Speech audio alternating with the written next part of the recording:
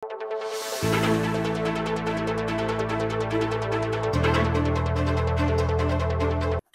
lang reliyoso rin Kapampangan.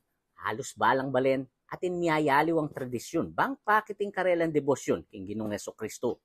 Anya naman IC pa na kanon ng Department of Tourism o DOT Region 3 amidaon cultural show amag pakit ka rin kulturang Kapampangan patse maleldo.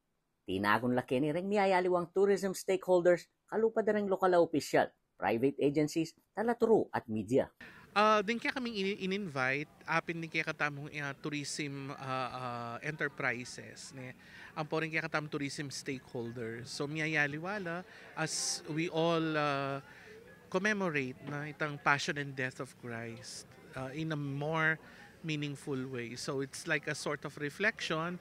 Kaya ba't pakita mo rin in dance format through a street dance format itang tradisyong Kapampangan na very rich kaya katamong balen. Inaus ding Sagrada Pampanga ang may sabing pamikatagon amerapat king Clark Visitor Center anyang Martes Santo, March 26.